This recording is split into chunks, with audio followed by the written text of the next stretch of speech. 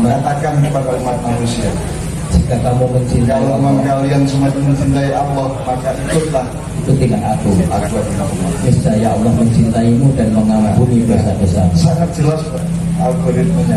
Kalau kita mencintai Allah, mau mudah hidupnya, mau murah rezekinya, mau banyak silaturahminya, dan masa depan sampai anak didik kita menjadi beres. Kalau kita mencintai Allah, jadi nomor satu hidup seorang mencintai Allah.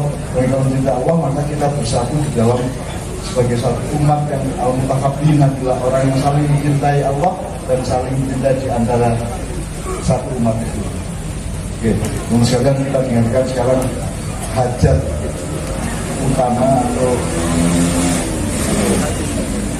urean-urean dari SDKA asal usulnya sehingga harus ada acara ini. Tiga hal. Yang pertama, pokoknya manusia kayak saya mulai ma'iyahan. Gak kabeh wong saya kelambi mulai butuh wong butuh. Gak kabeh wong iso masak panganan mulai butuh warung. Gak kabeh wong iso butuh mulai butuh butuh. Kita tukar hikmah, tukar barokah di antara kita semua. Makanya termasuk soal ngantuk, soal kelemahan manusia itu sudah sejak awal harus ada prinsip dalam bikin sistem dan tatanan pengelolaan agar supaya itu semua dilindungi. Itu semua jadi misalnya nyopir bis ini ke Surabaya, Jakarta balik gak turun akeh. Nah, kereta api jangan sampai seperti itu karena efeknya lebih besar. Maka harus ada sistem yang mewadahi bahwa manusia itu ya kuat, ya lemah, ya apik, ya elek. Itu sing elek dicoba dipagari, sing apik didorong dan dikembangkan. Itu pertama. Makanya kita hidup itu nggak bisa tidak makniahan. Mulane kon rapi mergo cek iso bareng-bareng nek kon dhewe Pak karo jaga. Moyah-moyah kok aja. Mulane rapi itu kan aplikasi pengejauhan yang sangat praktis dari makniah. Gue butuh rapi karena kamu punya alat yang untuk kebersamaan. Alatmu cukup kayak dewi. Dia menjadi indah kalau bersama itu enggak. Nek dewi ya indah-indah ya kapok-kapok. Nomor dua, nek coro maknya coro desa coro awam. Pokoknya manusia itu kan mulanya ono sekolahan, ono sekolah itu kan mergo manusia itu gak roh aslinya. Maka dibikin roh itu dari keluarga, dari sekolahan, dari universitas kan memindahkan manusia dari tidak tahu menjadi tahu. Tapi tahu kok gak cukup, roh kok gak cukup, kudu ngerti sing diperlukan. Jadi makanya yang pertama dari majelis taklim itu dari memindah manusia dari tidak tahu menjadi tahu di majelis taklim. Jadi SPK juga harus jadi majelis taklim sekaligus majelis taklim. Taklim itu memperdalam sesuatu yang sudah diketahui, menguasai sesuatu yang majelis taklim. Kemudian majelis tadris atau tadarus itu peka dan hafal terhadap segala sesuatu yang sudah dia ketahui dan dia kuasai. Kemudian ada majelis takdim itu bisa melakukannya. Ternyata dalam hidup itu kita dibutuhkan ada beberapa hal. Pertama roh, nek roh yang kudu ngerti ya soal roh, kudu ngerti nek kowe ngerti kudu iso. Mari iso kudu belum. Nah itu problemnya yang dari 4 ke 5 dari iso betul. Semua koruptor itu ngerti dan tahu dan bisa untuk tidak korupsi, tapi dia tak belum punya korupsi, dia belum korupsi karena dia bisa tidak nolong tapi dia nolong. Dia tidak mau melakukan yang lima yaitu belum. Belum itu namanya irodah. Kalau Allah namanya amr, irodah arodina ama amruhu tidak arodah syai'an ayat walaupun kalau kepingin pun fayakun walaupun belum melakukan sing apik, belum tinggal sing elek kan gitu. Itu sangat jelas aja Allah. Kemudian yang ketiga menungso ini melumpuk dulu menjadi suku-suku melumpuk di alas, kemudian lama-lama menjadi satu komunitas agak besar, lama-lama menjadi kerajaan. Jadi ada 3 sistem perkumpulan manusia negara berdasarkan aristokrasi. Jadi sak sukono projono kepala suku itu namanya aristokrasi gitu ya. Kemudian sejak abad 16 ada Renaissance.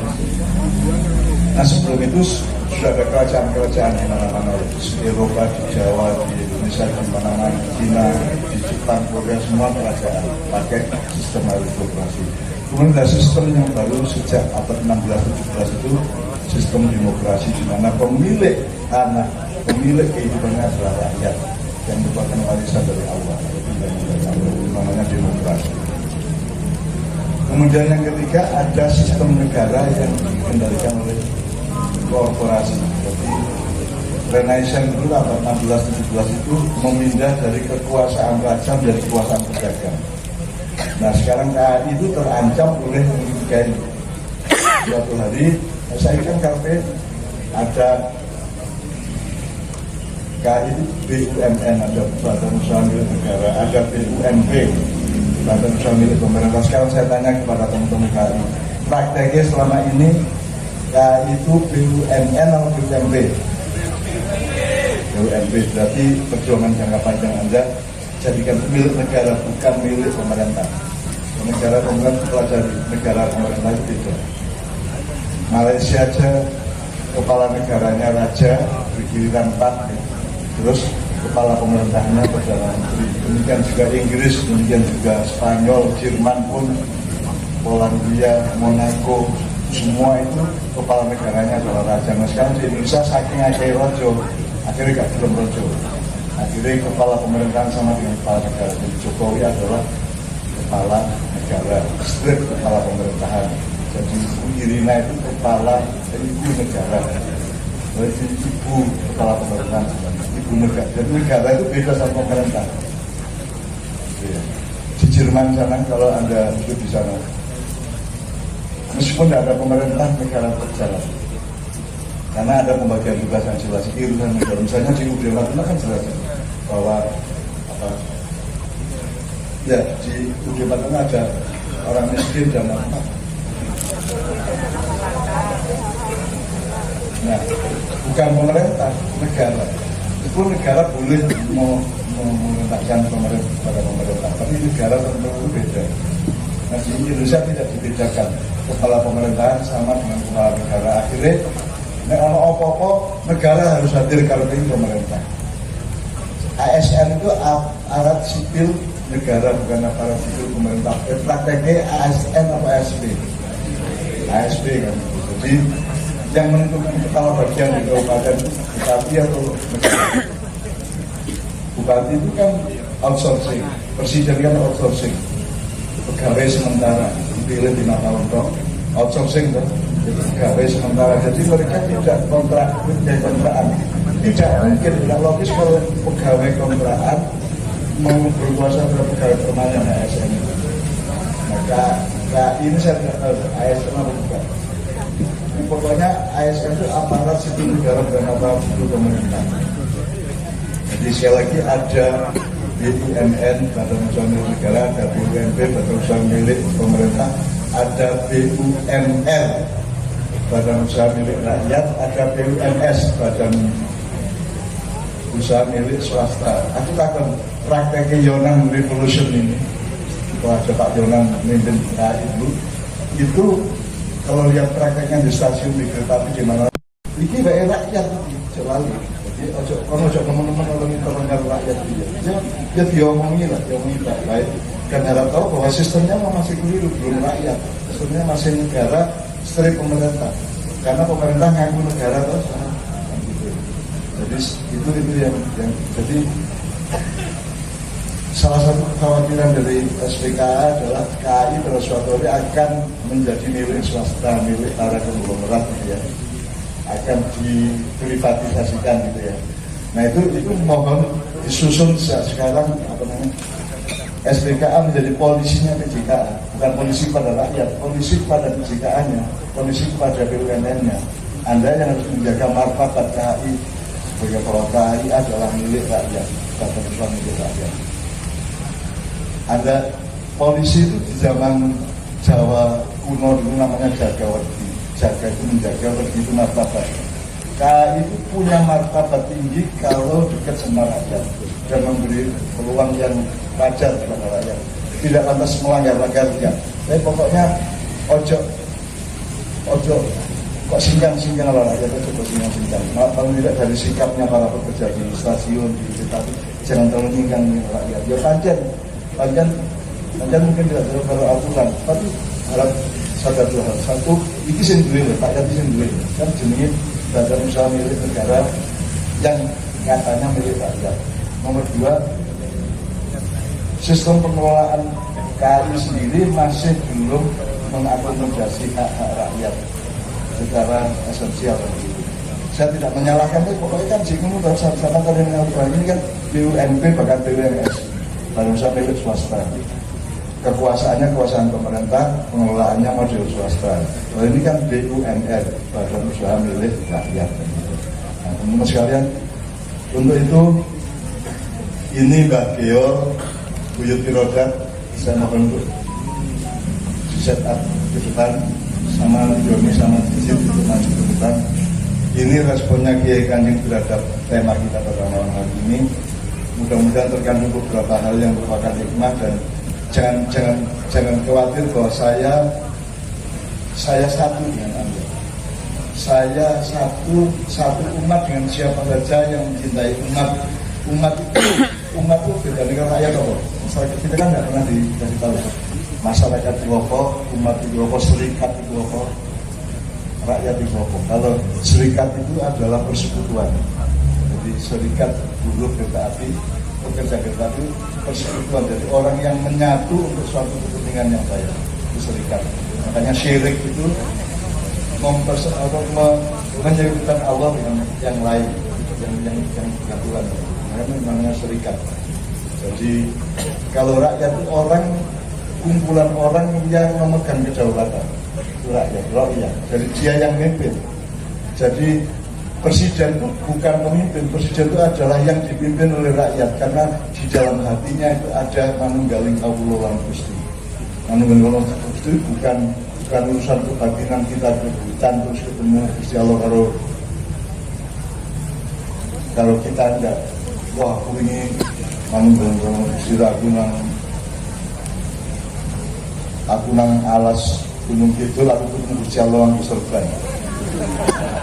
Manunggaling kawula Gusti itu artinya di dalam diri seorang pemimpin itu Tuhan sama rakyat bersatu. Tuhan adalah rakyat adalah Tuhan.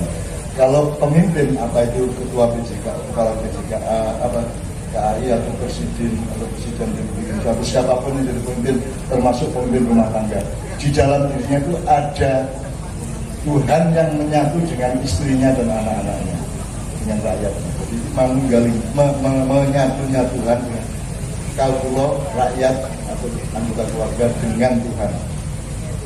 Jadi kalau Anda menyakiti, kalau Anda menyalahi Tuhan, rakyatmu sengsara. Kalau kamu menyakiti hati rakyat, Tuhanmu marah. Kan begitu. Itu namanya manunggaling kawula. Jadi saya kira mari kita, sebagaimana beliau tadi cerita kepada saya bahwa kereta api ini sudah diramalkan pada abad 11 oleh Prabu Panjalu Joyoboyo yang disebut Tanah Jawa Kalungan Besi, gitu ya. Kemudian ono kereta mabur dengan awan-awan, tapi itu pesawat.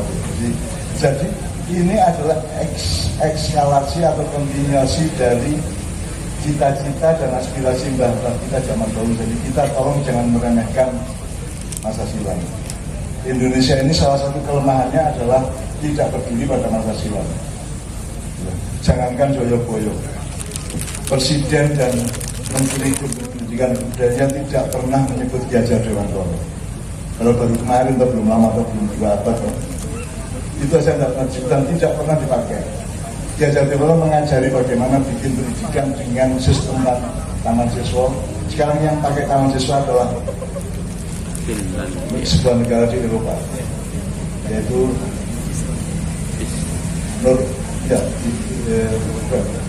Finlandia.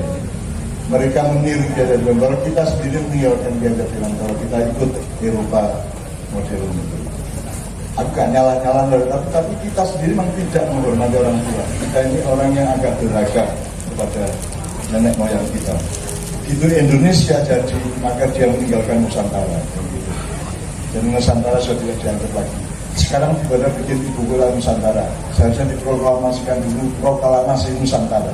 Kan gitu kan, baru ada ibu kota Nusantara. Kalau tidak, yang di Kalimantan itu ibu kota Indonesia loh. Yang di ibu kota Nusantara. Nah, kemarin sudah kita proklamasikan Nusantara di tanah Mojopahit di Mojokerto oleh Mak Iya. Proklamasi Nusantara. Meskipun tidak didengarkan siapa-siapa dan tidak Indonesia, tidak masalah. Karena Nabi Muhammad dulu bersyahadat juga tidak ada yang tahu. Kapan Nabi Muhammad bersyahadat? Kalau Ali jelas, Aisyah jelas, Umar, Utsman jelas. Tapi Nabi Muhammad itu bersyahadatnya awalnya kapan? Ada tanggalnya? Orang mungkin tahu. Maka saya juga terpikir, pokoknya menurut saya ini negeri Nusantara, ini negara Nusantara. Kalau misalnya Nusantara dari Indonesia, Indonesia itu bikinan sosiolog dari Swedia dan Jerman. Kok kita malah kalau uang kita punya diri kita sendiri. Jadi seharusnya KAN taati Nusantara. Tapi gak apa-apa KAIS, tapi gak apa-apa. Kadung lah. Gak masalah. Asal semangatnya Nusantara, artinya menghargai seluruh faktor dan dimensi kenusantaraan di dalam sejarah kita. Apalagi kita tadi ngomong mengenai gaya-gaya. Oke, sekarang saya mohon Mbak Deol, Buyut Rodat, Ajib sama Doni